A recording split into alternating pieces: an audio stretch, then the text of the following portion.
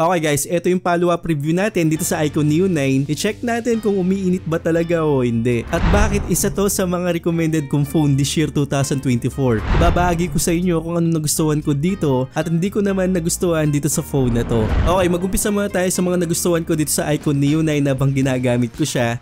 Number 1, dito yung signal niya. Malakas po talaga yung signal nito over sa mga ibang nagamit kong phone, mga Xiaomi, Poco at kahit yung mga ibang Transsion na phones. Mas nagugustuhan ko yung signal nito. Dahil dito sa lugar ko medyo mahina yung smart dito pero siya yung kusang naghahanap talaga ng signal. Yun talagang isang nagustuhan ko dito kaya hindi ko rin siya mabitawan. Kasi yung mga ibang nagamit ko like yung mga Poco X6 Pro mga ganun, kapag sinalpakan ko ng smart dito sa location ko, hindi na ako nagkakaroon ng signal lalong-lalo na kapag 5G. Sa mga nagtatanong about 5G, napakalakas po talaga. Kung malakas yung signal nyo sa location nyo, malakas din po talaga sumagap to. Then kahit na China ROM siya, gumagana po yung mga banking apps dito like yung mga GCash, Metrobank, BPI. Wala po tayong problema sa ganun. Then isa pang nagustuhan ko dito yung OS niya, Origin OS. Napakaganda talaga ng UI na to. Sobrang linis po. Hindi ako nakaranas ng bugs dito o kung ano pa. Kung palinisan lang talaga ng operating system, pagmamalaki ko talaga itong Origin OS na to compare sa mga ibang brand. At lalong-lalo na dito, malakas po talaga yung chipset niya. Naka Snapdragon 8 Gen 2 at 3.2 GHz na po to. Halos na mga games kayang-kaya po talaga at umaabot po tayo ng Antutu score dito ng 1.6 million na. So malakas-lakas na po yun. At dun sa Mobile Legends nung tinest ko to, nasa high lang yata yung frame rate nun pero nagkaroon na tayo ng ultra-ultra dito. So i-click lang natin yung appeal at magkakaroon na tayo ng ultra-ultra sa Mobile Legends. So ulitin ko lang na magandang panglaro talaga ang Snapdragon 8 Gen 2 kahit anong mga games at palong-palo talaga yung mga settings nito pagdating sa mga laro natin. Meron tayong additional dito kasi na Ultra Game Mode, meron tayong 4D game vibration, game countdown, screen light effects at marami talaga. May game companion pa tayo, tapos frame rate priority para hindi tayo mag-lag sa mga games natin. Depende sa mga games na ilalagay nyo dyan. Actually halos lahat supported naman. I-activate lang po natin dito sa frame rate priority settings. Tapos sa game turbo naman may mga settings din tayo dito. Pwede nating ilagay sa battery saver, balance mode, tsaka monster mode. Tapos may settings din tayo about sa refresh rate, lagay natin sa high. At meron tayong touch sampling rate. So pwede nating ilagay din sa high yan. Sa game tools naman, meron tayong enhancement for the game vibration. At meron din tayong voice changer dito. Minsan nawawala, minsan nagkakaroon. Depende sa mga games natin. Yun nga lang ang missing dito, wala tayong status bar o yung makita mo yung frame rate mo o kaya yung CPU usage natin. As is lang na meron tayong game turbo pero gumagana naman po yung game turbo niya at accurate naman. Pero sa lahat ng nabanggit ko, ang pinaka nagustuhan ko talaga yung camera. Imagine niyo dito sa phone na to, naka Sony IMX920 na siya. Ibig sabihin na maganda talaga yung sensor nito. Ginamit tong sensor na to sa Vivo X100 Pro. Kung napanood nyo na yung mga review doon o kaya nakita nyo na yung mga pictures doon, sobrang ganda ng image processing. Yun nga lang, hindi naman talaga magkatulad yung Vivo X100 dito sa iQOO Neo 9. Pero yung image processing na nakikita ko dito sa phone na to, maganda po siya. Iba talaga yung processing talaga ng X100 na yun, sobrang ganda. Ito yung mga sample photos, kayo na yung musga. Yung separation kasi ng background nagugustuhan ko dito lalo na sa mga bokeh effect o kapag nakalagay tayo sa portrait mode, may 1 time tayo tapos 2 time. Ang ganda talaga ng image processing pagdating sa mga iQOO na phones o yung mga Vivo na phones galing sa China. Pero dito sa global market natin, maganda rin yung image processing ng Vivo V29. Yun nga lang medyo may kamahalan talaga o sobrang mahal talaga. Nasa 24,000 yata yun o 27,000 tapos naka Snapdragon 778G lang. Pero dito kasi naka Snapdragon na tayo sa halagang 22,000 pesos. Ngayon pala yung link ilalagay ko sa comment section tapos sa description para makita nyo kung saan ko siya binili at naka-setup na kasi to, may Play Store na at English language na yung bibigyan nila sa atin. At number 1 na naka-region unlock na to, ibig sabihin na magamit nga natin yung mga SIM natin, lalong-lalo na kapag naka 5G tayo. So balik tayo dito sa mga photos natin, maganda po siya mag-perform lalong-lalo sa low light condition at kahit sa arawan lalong-lalo na palong-palo talaga yung mga photos na makukuha natin. Sobrang ganda talaga. At sa video, sobrang stable din. Meron tayong 4K at 60 FPS. At kung gusto nyong gumamit ng 8K, pwede rin. Kaso mas matakaw siya sa mga storage natin. At hindi ko masyadong advisable na gamitin natin yung 8K dito sa phone na to. Kaya safe tayo sa 4K at 60 FPS. Yan, hindi siya masyadong magalaw. Stable lang po siya. At kahit na maglakad tayo dyan, lalong-lalo na kung steady video lang yung gagamitin nyo, okay na okay po yung 4K at 60 FPS. At ito naman yung 10K at 60fps kahit maglakad din tayo, okay na okay siya. Maasahan mo talaga yung mga video nito. Yun nga lang, dito sa front facing camera niya, dito papasok yung mga cons natin. Medyo hindi ko nagustuhan dito yung 1080p at 30fps niya. Wala tayong additional na mga settings na 1080p at 60fps. Sana magkaroon tayo sa updates.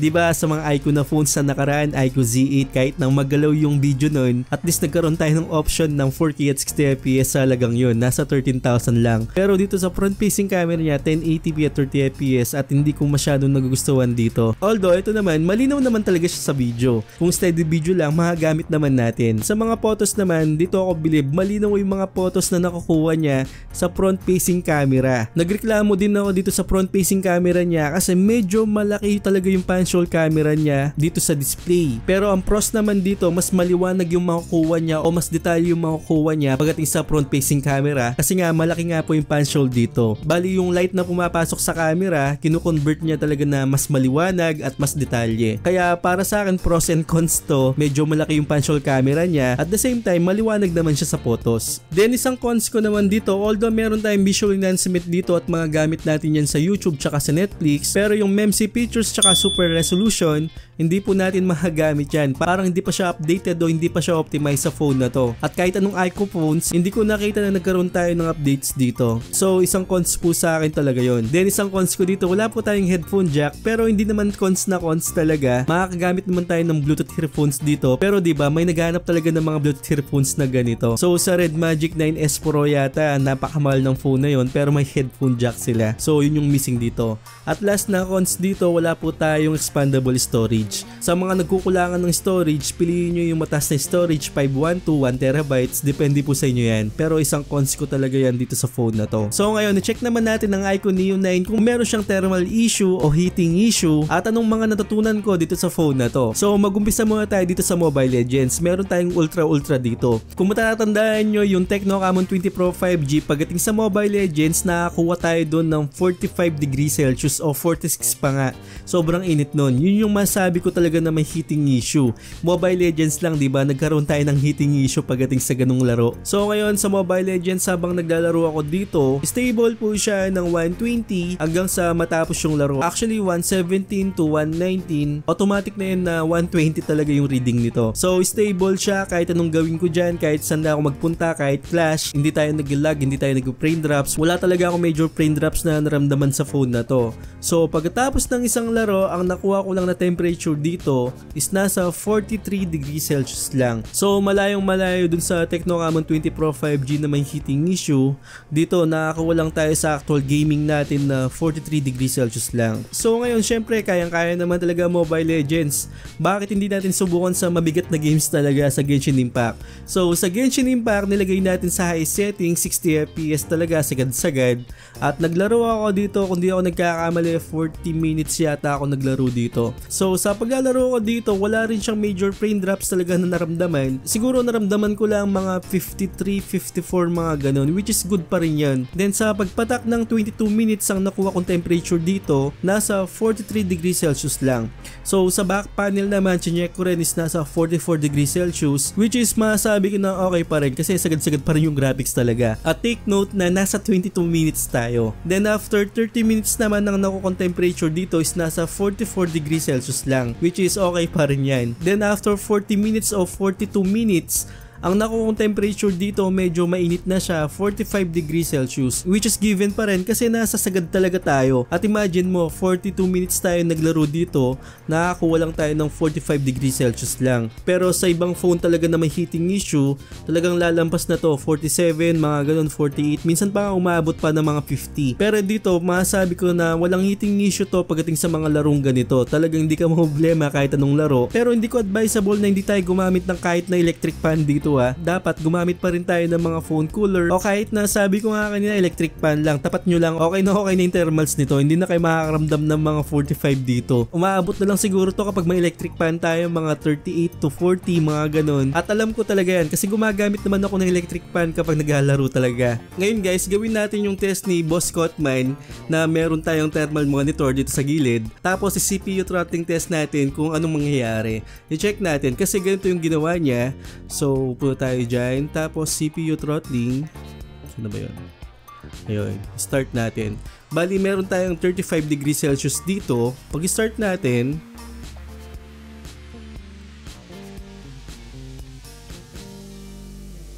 angat siya agad ng 42 degrees Celsius. Yan, umangat siya. Nasa 33 seconds pa lang tayo ngayon at umangat na siya ng 48 degrees Celsius. Yan, 40 seconds. Ngayon, check natin sa actual monitor natin.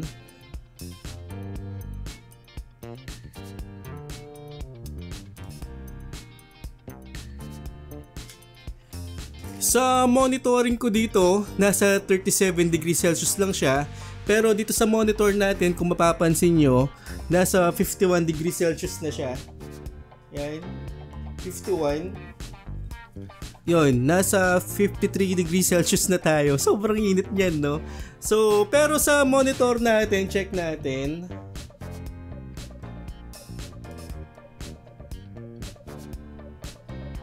Yun, 40 degrees Celsius na. Nasa 2 minuto, 40 degrees Celsius na dito sa monitor natin. Pero dito umabot na siya ng 54 degrees Celsius. So napansin nyo, biglang angat talaga. At ito yung naisip ko, parang hindi compatible yung mga applications na to dito sa phone na to. Kung anong ni-read nito, kasi 55 na siya dito. Pero sa thermal imager natin, hindi siya ganun kataas. So check natin ulit, nasa 56 degrees Celsius na siya dito. Umangat na siya ng 43 degrees Celsius. Pero dito, ang reading pa rin natin is nasa 56 degrees Celsius. Napakataas niyan. Ngayon, subukan naman natin dito sa 3D Mart Wildlife Stream Test. Check natin. Bali, meron tayong 37 degrees Celsius dito. Yan. Yan, habang nagtitest, 37 degrees Celsius siya. Check natin kung gaano ba siya kakaangat o aangat.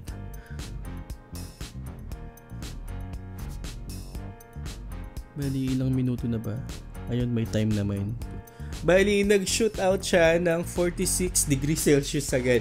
So, check natin sa thermal imager natin. 40. Ayan.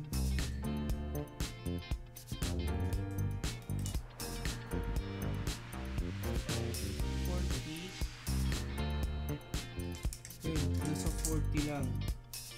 So, nasa 40 pero dito 53 na. Yun, hindi natin alam kung anong nangyayari talaga. Pero sa imager natin, malayong malayo, nasa 40 tayo. Sabihin mo nang kahit na 43, pero umabot pa rin siya ng 53. Parang 10 degrees Celsius yung dinagdag. Yun yung napansin ko dito ngayon, 54 na. Check natin ulit.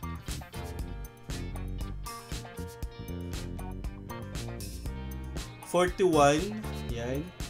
42. Yan, 41. So, yun, napansin nyo, sobrang layo talaga, no? So, para sa akin, walang kasalanan si Boss Cotman dito. Kasi yung mga ibang phone na tinest niya, ganito siya nagtitest. At talaga mapapansin mo talaga na sagaran siya magtest. Pero dito, feeling ko na hindi compatible yung mga applications na to. So, yun yung napansin ko dito. Hindi kasalanan po ni Boss Cotman yun. Kasalanan ng phone kasi hindi pa siya masyadong optimized o hindi talaga siya optimized. Hindi masyadong maayos yung reading ng thermal sa internal niya. So, ngayon, ang na-read niya ngayon, 62 degrees Celsius na. Tapos ang reading natin sa thermal ngayon nasa 46 degrees Celsius na. Yun, sobrang init noon. 46 degrees Celsius yung read niya. Tapos imagine mo ngayon nasa 64 degrees Celsius na tayo ngayon. So magkaiba sila ng reading dito sa actual reading natin sa imager at dito sa internal niya. Ito naman yung para sa akin. Tinest ko to kanina sa games. Nakita nyo naman umabot lang siya ng about 45 degrees Celsius sa 40 minutes natin sa Genshin Impact. Sa Mobile Legends naman nasa 43, which is normal yun ah. Masabi ko kasi na may heating issue isang phone kapag nasa 45, mga 46, mga ganun. Samantalang dati sa Tecno Camon 20 Pro 5G, nakakuha tayo dun ng 45 degrees Celsius o 47 pa nga after 15 minutes of playing sa Mobile Legends. At sa mga nabalitaan ko naman na bumili ng phone na to, hindi naman sila nagka-problema sa thermal. At ulitin ko lang, hindi po kasalanan ni Cotman yun, kasalanan ng phone. Talagang ganun talaga yung nakukuha natin at tama po yung test niya kasi same lang dun sa test ko. Talagang umiinit po talaga siya kapag nasa 3D Mark test tayo o dun sa CPU throttling test. Pero hindi naman tayo lagi kasi nag-test ng mga ganyan at hindi naman talaga nasasagad yung CPU natin kapag naglalaro tayo. Pero pagkatagalan, syempre kung heavy graphics talaga, kailangan natin gumamit ng mga phone cooler o sabi ko nga kanina, kailangan tayong tumapat sa electric fan kapag naglalaro tayo ng mga heavy graphics like yung mga Genshin Impact, Farlight 84. Speaking of Farlight 84, hindi ko na siya tinest dito kasi alam ko mag-iinit talaga siya. Kahit anong phone kasi ang tinest ko sa Extreme, talagang nag-iinit yung mga phone na yun. Kahit Snapdragon 8 Plus Gen 1, 8 Gen 2, 8 Gen 3, talagang hindi pumapantay yung mga optimization nun pagdating sa mga high settings sa Farlight 84. Kaya hindi ko siya tinest, alam ko naman kung anong mangyayari. So ayun, sa mga naka-icon ni U9, pwede kayo mag-comment dyan kung uminit ba tong phone na to, kung anong naranasan nyo para malaman din po namin. So ayun, sana nakatulong ako sa inyo at huwag nyo kalimutan mag-subscribe sa channel ko at hit yung bell icon para sa mga ganitong unboxing reviews, bagong kaalaman at katrantaduan sa channel na to. At yung mga nasa premiere po ngayon, sobrang salamat po sa inyo. So once again, ako po si Paul.